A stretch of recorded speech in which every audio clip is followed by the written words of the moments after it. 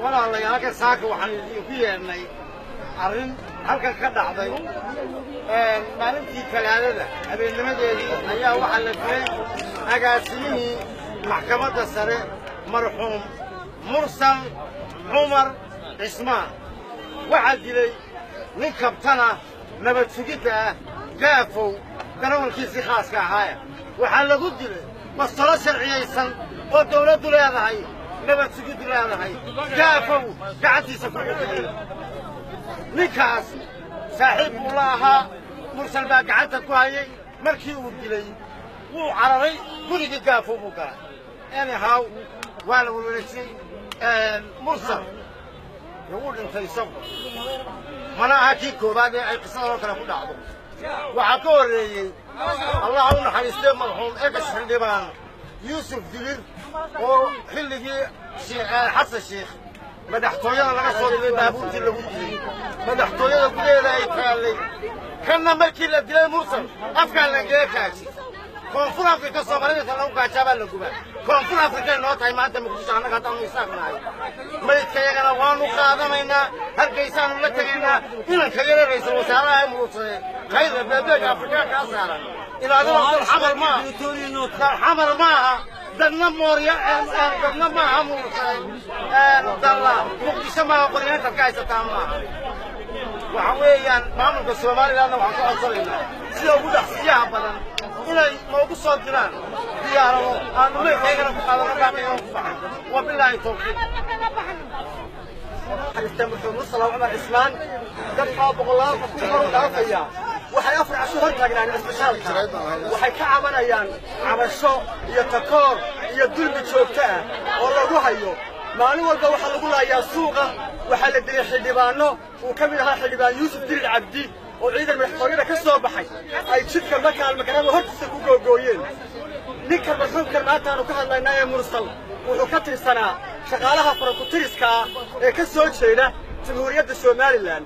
wuxuu ka shaqaynayey maxkamadda sare uu ka hagaasimay waa loo quuri waayey waa lagula dagaalamay waa laga soo shaqeeyey kii uu gurigiisa joogay ee uu gacanta ku hayay ayaa baastoolad ku googooyey markii dambena wax la yidhi yaa idiin soo qabanayo looma ooyaan baa tihiin ma garanayno waxa loo dhibanayo luqadayadaa marka la fahmaabaa lagu colaadinayaa masaldhigga berberaha lagu colaadinayaa ma wax kalaa waxaanu arrintaa ka codsanaynaa kuwa halka jooga madaxda ka iyo kuwa xaggaa joogaaba inay arrintaa ka hawlgalaan dadkani haddaan halka lagu noolaan karaynin oo ay South Africa noqotay waa in meeshan laga tabaabushaysta oo laga dareeraa sabab allaale sabab loo joogaa ma jirto waxaanu ka codsanaynaa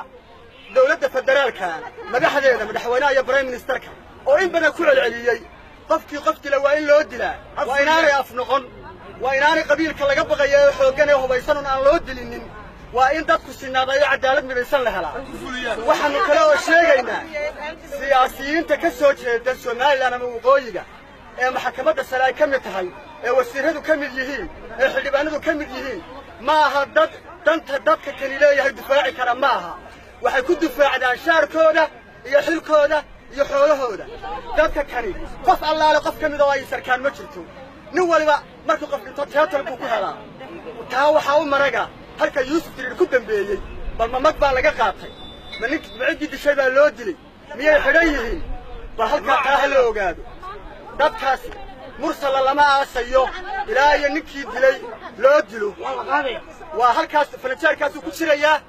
halkaasuu ku jirayaa waa in la isku dhinacaasa waalidkii oo la rabo burco ku nool oo laga been sheegay oo la yidhi waxay yidhaahdeen diyaanu qaadanaynaa maydkii oo dabadda yaalla waxaanu ka codsanaynaa inay soo hadlaan mowqifkooda caddeeyaan sheegaan waxa ay doonayaan wasalaamu calaykum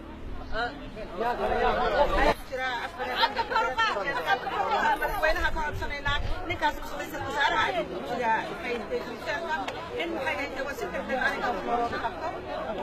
بسم الله الرحمن الرحيم شعب الصومالي waxaanu aad iyo aad uga cabanayna dilkana lagu hayo xasuuqana lagu hayo dilka joogtada South Africa inoo tahay waa noo maalin madow bilfeer baanu taaganay meydkayga 3 habeen ku jira haddaan wax laga qabanin ra'iisul wasaaraha ku fadhiya maanta talada iyo madaxweynaha waxaanu ka codsanaynaa meydka waa in loo aaso ninkii dilay la isu beelgeliyo wax kaloo maanta annaga aanu doonaynaa ma jiraan waa in laga dhigo dadka sinaan waa inaan la isugu la odhanin maamulkaasi wuxuu jiraa meel dad matalayaa jooga meesha dadka matalayana dad anaga dambaysan kara ma aha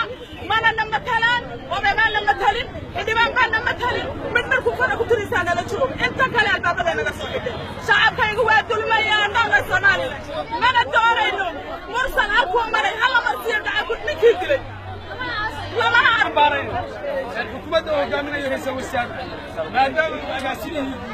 maxkamadda sare meedkiisa 3 soo yahay bilfeer waxna laga qaban waaye gacan ku dhiiglihiin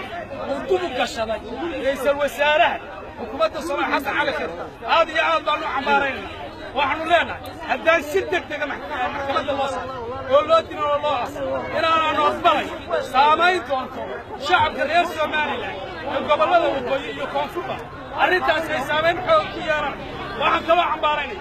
odayaasha ugaasha iyo koofiyadda ee xundurta ummadda sheeganaya halbowlii sheeganaya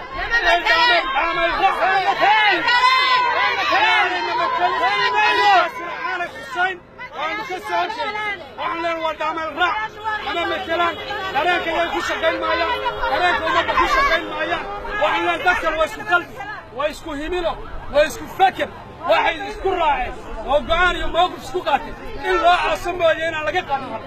wabillahi tawfiiq madaxweynaha ra'iisul wasaaraha ummadda Soomaaliyeed inuu la mid yahay dad Soomaaliyeed xamar jooga haddii aan loo dilin ninka igi dilay 3 beri uu ku jiraa haddaan loo dilin anagu ma yeelin oo yaalana ma matalaan waxna ma aha anaga ayaa isku waxa haddii loo dilo waa ninkii iga dilay oo nala tusi waayo meeshii lagu dilay ninkaygu ku jiraya meeshaas wabillahi tawfiiq waa ka qaadataan baan anaguna idinkula soconaa oday gaar wuxuu qaadan karaa siyaasi cid afduuli kara ma jiro cidda iskale dhiiga go'aankay qaadato iyo bulshada ballaaran ee ka soo jeeda meydku